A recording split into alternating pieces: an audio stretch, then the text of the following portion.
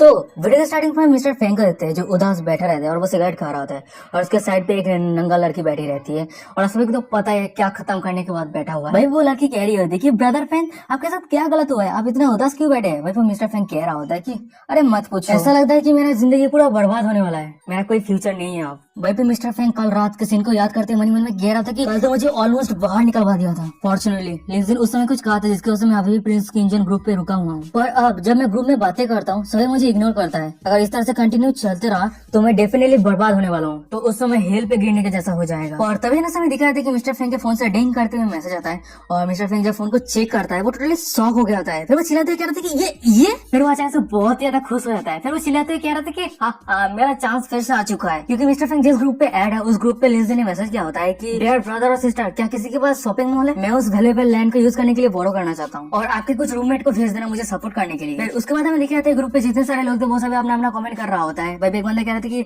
Sir मेरे पास भी एक शॉपिंग मॉल है, उनमें से दूसरा बंदा कह रहा था कि सर मेरे पास भी है, ऐसे करके मैसेज आ रहा होता है। सीन शिफ्ट होता है, हमें दूसरे दिन का सीन दिख रहे थे। वही पे हम मिस्टर फेंग को देखते हैं जो अपने कार को लेकर कहीं जा रहा होता है और उसके साइड पे वही लड़की रहती है। वही पे मिस्टर फेंग कह रहा होता है कि मैं मिस्टर किंग को पिकअप करने के लिए जा रहा हूँ और आज के प्लान के बारे में डिस्कस करने वाले हैं। और मिस्टर फेंग के साइड पे हमें लिखा है कि वही लड़की को जो कह रही होती है कि क्या मैं सच में खुद के आंखों से मिस्टर किंग को देख पाऊंगी। वही पे मिस्टर फेंग को देखते हैं जो मन में कह रहा होता है कि मैं इस लड़की को मेरे साथ इसलिए लेके जा रहा हूँ ताकि मिस्टर किंग को लगे कि मैं सिया याजोन के बारे में कुछ भी सोच नहीं रखता हूँ और पिछले समय मैंने जो भी गलती किया है वो मैं सॉल्व करना चाहता हूँ। अचानक से मिस्टर फेंग अपनी कार को एक जगह पे रोकता है। फिर वो कह रहा था कि ये रहा, हम मिस्टर किंग के पोजीशन पे आ चुके हैं। मिस्टर फेंग के साइड पे वही लड़की को दिखा था जो बहुत ज्यादा एक्साइटेड रहती है। फिर वो कह रही थी कि वो लेजेंडरी मिस्टर किंग कहाँ पे है। फिर वो मिस्टर फेंग इस तरह करते कह रहे थे कि वो रहा। और फिर हम देखते हैं कि लिंजिन को जो हाफ शर्ट और हाफ पैंट पहन के बैठा रहता है और अपना खाना खा रहा होता है और सामने का नजारा देखने के बाद वो लड़की को दिखाई जाती है जो टोटली शॉक हो गए होते हैं। फिर वो कह रही थी कि ये मिस्टर क्यों है और वहीं पे बोले मिस्टर फेंग कह रहा था कि हाँ कितना हैंडसम है ना। वो हमेशा खुद को लो की रखना पसंद करते हैं और वो फ्रीली घूमना पसंद करते हैं। और ये सुनने के बाद वो लड़की कह रही थी कि क्या ये बहुत ज्यादा आउटस्टैंडिंग है। फिर उसके बाद हम मिस्टर फेंग को देखते हैं जो लिंजिन के पास रहता है। फिर वो कह रहा था कि ब्रदर ने कल 100 मिलियन से भी ज्यादा पैसा खर्चा कर चुके हैं पर वो ब्रेकफास्ट इस तरह की जगह पे कर रहा है। सच में मेरे पास कोई शब्द नहीं है, आप सच में बहुत ही ज्यादा वंडरफुल है। और मिस्टर फेंग को यहाँ पे देखने के बाद लिंजिन कह रहा था कि ओ तुम आ चुके हो तो चलो हम सिल्वर मून प्लेजा पे जाते हैं और कार में ही सबको डिटेल्स में बातें करते हैं। वहीं पे मिस्टर फेंग कह रहा था कि अच्छा ठीक है ब्रदर। सीन शिफ्ट होता है, हमें सिल्वर मून प्लेजा को देख आते हैं। वहीं पे हम जाओतियांग को देखते हैं जो उसके गर्लफ्रेंड की तरफ छुपके से देख रहा होता है। मन में कह रहा होता है कि लिंजिन के प्लान की इज्जत मैं नाना को इन्वाइट करूंगा और उसे गेट के पास इंतजार करवाऊंगा और लोगों की जो सभी सिस्टर है वो उस इंसान को ट्रिक करवाएगा और यहाँ पे आने के लिए मजबूर करवा देगा। फिर उसके बाद मैं खुद के आंखों से देख पाऊंगा कि उन दोनों के बीच में क्या रिलेशनशिप है। और तभी जैसे हमें दिखा था कि ज्योतियान के गर्लफ्रेंड के पास एक बुड्ढा रहता है और फिर वो बुड्ढा सीधा आके ज्योतियान के गर्लफ्रेंड को किस कर लिया होता है। और ये देखने के बाद ज्योतियान मन में कह रहे थे कि क्या ये असल में सच है, ये कैसे हो सकता है। फिर ज्योतियन बहुत ही ज्यादा गुस्सा हो गया होता है और फिर वो नाना की तरफ आगे बढ़ रहा होता है। फिर वो चिल्लाते कह रहे थे कि नाना तुमने मुझे धोखा दिया सिर्फ एक बुढ़े इंसान के लिए। पर हम उस बुढ़े इंसान को देखते हैं जो ज्योतियन के सामने आता है। फिर वो कह रहे थे कि ओ तो तुम नाना के वो गरीब बॉयफ्रेंड हो। ज्योतियन कह रहा था कि मेरे सामने से दफा हो जाए, ये मैटर मेरे और नाना के बीच में है। वो बुढ़े इंसान ये सब बातें सुनने के बाद कह रहा था कि तू मुझे दफा होने के लिए कह रहा है, तू इस पर कर या ना कर, मैं तुझे यहाँ से दफा कर दूंगा। फिर वो बुढ़ा एक बॉडीगार्ड को बुलाता है। भाई वो बॉडीगार्ड कह रहा था कि मिस्टर चू मैं आपके लिए क्या कर सकता हूँ। भाई वो बुढ़ा कह रहा होता है कि ये इंसान मेरे सामने पैसा इकट्ठा कर रहा है जो मेरे शॉपिंग एक्सपीरियंस को बर्बाद कर रहा है। फिर उसके बाद हम उस बॉडीगार्ड को देखते हैं जो ज्योतियान के पास रहता है। फिर वो कह रहे थे कि सर अब प्लीज यहाँ से चले जाइए। बट हम ज्योतियान को देखते हैं जो अपने कांपते आवाज में कह रहा था कि मैं यहाँ पे कोई भी पैसा इकट्ठे करने के लिए नहीं आई हूँ, वो जो यहाँ पे है वो मेरा गर्लफ्रेंड है। पर हम ज्योतियान के गर्लफ्रेंड को देखते हैं जो उस बुढ़े इंसान को पकड़ लिया होता है। फिर वो कहते हैं कि हेलो बकवास बातें करना बंद करो ठीक है, और ये ब्रदर छू मेरा बॉयफ्रेंड है। ज्योतियान चिल्लाते कह रहा था कि नाना तुम मेरे साथ ये क्यों कर रहे हो, तुम्हारे ऊपर जो प्यार है ये क्या कुछ भी नहीं है तुम्हारे सामने। पर हम नाना को देखते हैं जो कह रही होते हैं कि यहाँ पे सिक्योरिटी गार्ड को देख के कुछ तुम्हें समझ में नहीं आ रहा है। ब्रदर छू इस शॉपिंग मॉल पे मिलियन लेवल के वीआईपी कस्टमर है और तुमने अभी भी कहा कि मैं तुम्हारे गर्लफ्रेंड हूँ, तो इसका मतलब तुम्हारा जितना सारा दर्द है मैं भी सहन करूँ। मैं तुम्हें एक बात क्लियरली कह देता हूँ, ध्यान से सुनना, हर किसी को खुद के फ्यूचर के बारे में सोचने का परमिशन है, तो मैं मेरे खुद के फ्यूचर के लिए ब्रदर चू को चूज करता हूँ। क्या तुम समझे। भाई भी बुड्ढा कह रहा था कि लिटिल ब्रदर इस समय तुम प्यार में मत गिरो, मैं तुम्हें एक एडवाइस देता हूँ, इस समय तुम्हें पैसा कमाने का है और जब तुम्हारा उम्र फ्यूचर में 40 हो जाएगा, अच्छा खासा पैसा कमाना शुरू कर दोगे, तब उस समय तुम्हें एक 20 की लड़की मिल जाएगी। और ये सब बातें सुनने के बाद ज्योतियन अपने कांपते आवाज में कह रहा था कि नहीं ये नहीं हो सकता। पर तभी इतना समय दिखाया था कि एक लग्जरी कार उस सभी के सामने आके खड़ा होता है और वह वो इंसान कोई और नहीं मिस्टर फेंग होता है। और मिस्टर फैंग को यहाँ पे देखने के बाद हमें वही ब्रदर चू यानी वही बुड्ढे को दिखाया था जो कह रहा था कि वो लक्जरी कार और वो इंसान को देख रहे हो, वो इंसान कोई और नहीं मिस्टर फैंग है और वो मिलेडिया होटल के मालिक के एल्डेस्ट सन है और वो सिल्वर मून प्लेजा का भी ओनर है। मैं उस इंसान के साथ बहुत सारा बिजनेस कर चुका हूँ। और ये सुनने के बाद हमें नाना को दिखाता है जो कह रहे थे कि वाओ ब्रदर चू आप ऑसम है। वही हम नाना को देखते हैं जो उसके नए बॉयफ्रेंड को कह रही होती है कि ब्रदर चू मिस्टर फैंग आ रही है आपके पास हेलो कहने के लिए। पर हम उस बुड्ढे को देखते हैं यानी नाना के नए बॉयफ्रेंड को जो खुद के घमंड में रहता है, अपना आंख बंद कर लिया होता है। फिर वो कह रहे थे कि मैं तो श्योर हूँ कि वो मिस्टर फैंग मेरे पास ही आएगा। और हमें दिखाया था कि मिस्टर फैंग उस बुड्ढे को टोटली इग्नोर कर दिया होता है और बस सीधा आके ज्योतियान को हक कर लिया होता है। फिर वो कह रहे थे कि मिस्टर जो क्या आप यहाँ पे आए मेरे साथ कोऑपरेट करने के लिए? मैं चाहता हूँ कि आप फिर से इस इन्वेस्टमेंट के बारे में डिस्कस कीजिए। हम फ्यूचर में और भी 2 शॉपिंग मॉल डेवलप करेंगे। मिस्टर जो क्या आपको पता है मैं आपके साथ काम करने के लिए कितना ज्यादा इंतजार किया था? और सामने का नजारा देखने के बाद मैं नाना और उसके नए बॉयफ्रेंड को दिखाया था जो टोटली शॉक हो गया था। वो सभी कह रहा था कि ज्योतियांग इन्वेस्ट मिस्टर फैंग ये क्या चल रहा है? पर तभी तरह से दिखता है कि मिस्टर फैंग के वही गर्लफ्रेंड को जो इधर आ जाता है। फिर वो कह रही होती है कि मैं बहुत ही ज्यादा नफरत करती हूँ। मिस्टर जाओ आपने मुझे बहुत लंबे समय तक इंतजार करवाया। फिर उसके बाद वो लड़की ज्योतियान के पास आता है और उस ज्योतियान को पकड़ लिया होता है। फिर वो लड़की कह रही होती है कि तुमने प्रॉमिस किया था मुझे एक नया बैग खरीद के दोगे, तो तुम मुझे कौन सा बैग खरीद के दोगे जो अभी नया नया रिलीज हुआ है? और ये सब देने के बाद सामने का नजर देखने का तो मैं नाना को दिखाया था क्या ज्योतियान सच में इतना ज्यादा रिच है? पर उसके पास तो $1000 का कॉस्मेटिक खरीदने का भी पैसा नहीं है। और नाना की ये बातें सुनने के बाद वो लड़की कह रही होती है कि क्या तुम मिस्टर जाओ के पैसा खर्चा करने के काबिल हो? वही पे हम ज्योतियान को देखते हैं जो उसका नजर दूर लिंजिन की तरफ जाता है और लिंजिन को यहाँ पे देखने के बाद मन में कह रहा था कि ओ लिंजिन। और वही पे हम लिंजिन को देखते हैं जो ज्योतियान को देखने के बाद हंसता है और ये देखने के बाद ज्योतियान मन में कह रहे थे कि ओ तो ये दोनों लोगों को लिंजिन ने अरेंज किया है। फिर हम ज्योतियान को देखते हैं जो एक अलग ही एटीट्यूड में आ जाता है। फिर ज्योतियान कह रहा था कि मैं सोच रहा था कि मैं इस शॉपिंग मॉल को लेकर अच्छे तरीके से प्लान करूं, पर ये इंसान मुझे डाउटफुल लग रहा था और ये इंसान ने अभी भी कहा मुझे कि वो इस शॉपिंग मॉल के मिलियनियर वीआईपी और कुछ है। फिर तभी तरह से हम मिस्टर फैंग को देखते हैं जो चिल्लाते हुए कह रहा था कि क्या ये इंसान सच में हमारे शॉपिंग मॉल के मिलियनियर वीआईपी है? जल्दी से मैनेजर को बुलाओ और इस बीच का जो वीआईपी है उसे कैंसिल कर दो और इसे 2 मिलियन देके यहाँ से भगा दो। वही बॉडीगार्ड कह रहे थे कि यस सर। पर हम उस बुड्ढे को देखते हैं जो नाना का नया बॉयफ्रेंड होता है। फिर वो ज्योतियान के पास आता है। फिर वो कह रहे थे कि मिस्टर फैंग ये गलतफहमी है, मुझे सच में मिस्टर जो के बारे में नहीं पता, मैं माफी चाहता हूँ। पर हम ज्योतियान को देखते हैं जो हंसते कह रहे थे कि ओ अब तुम माफी मांग रहे हो, पर आगे और कुछ नहीं होने वाला है, कुछ भी बदलने वाला है। वही मिस्टर फैंग कह रहा था कि मैनेजर इन दोनों को ब्लैक लिस्ट पे कर दो ताकि ये दोनों कभी भी सिल्वर मून प्लेजा पे एंटर ना कर पाए। वही हम नाना और बुड्ढे को देखते हैं। वही पे नाना रोते हुए कह रहे होते हैं कि ज्योतियान नहीं मुझे माफ कर दो प्लीज। पर हम ज्योतियान को देखते हैं जो अपनी अलग एटीट्यूड में कह रहा होता है कि अंकल अपने खुद के हेल्थ के ऊपर क्या करो, इस बुढ़े उम्र में एक बार अगर गिर जाते हो तो उठने का मौका नहीं मिलेगा। वही पे नाना उसके नए बॉयफ्रेंड को यानी वही बुड्ढे को कह रही होती है कि ब्रदर छो अब हम क्या करें? वही वो बुड्ढा कह रहा होता है कि मेरे वेल्डिंग मटेरियल स्टोर यंजन सिटी के अंदर फेमस है। अगर मिस्टर फैंग मेरे साथ कनेक्शन नहीं करना चाहता तो कोई टेंशन वाली बात नहीं है, मेरे पास दूसरा कनेक्शन है। और तभी समय दिखाया था कि उन दोनों के सामने बहुत सारा लग्जरी कार आके खड़ा हो जाता है और उस कार के अंदर से सभी रिच पर्सन बाहर आता है और सामने का नजारा देखने के बाद हमें नया बॉयफ्रेंड को दिखाता है जो टोटली शॉक हो गया होता है। ये सभी लोग तो यंजन सिटी के rich second generation young master है, वो सभी यहाँ पे क्यों आया है? बार में सभी रिच इंसान को दिखाया है जो ज्योतियान के पास आ गया था। वो सभी कह रहे थे कि मिस्टर ज्योतियान मैं बहुत ज्यादा लकी हूँ जो आपको सामने से देख पाया हूँ। वही पे एक दूसरा बंदा कह रहा था कि मिस्टर जो प्लीज आपको जितना पैसा चाहिए उतना ले लीजिए पर मेरे साथ कोऑपरेट कीजिए प्लीज। और सामने का नजारा देखने के बाद वही पे हमें बुड्ढे को दिखाया था जो टोटली शॉक हो गया होता है। फिर मन में कह रहे थे कि सब कुछ खत्म, अब मैं खत्म हो चुका हूँ। सीन शिफ्ट होता है, हमें कुछ समय के बाद का सीन दिखाया था। वही पे हम देखते कि ड्रामा खत्म हो गया होता है। वही पे ज्योतियान लिंजिन के पास आता है। फिर वो कह रहे थे कि ब्रदर तेरा बहुत बस हो गया। वही पे लिंजिन कह रहा था कि चल थैंक्स मत कर, ब्रदर में ये थैंक्स वगैरह नहीं चलता है। पर सबसे इम्पोर्टेंट बात तो ये है क्या तेरा गुस्सा उतरा है? पर हम ज्योतियान को देखते हैं जो कह रहा था कि वैसे तेरे पास इतना रिच फ्रेंड कैसे आ गया।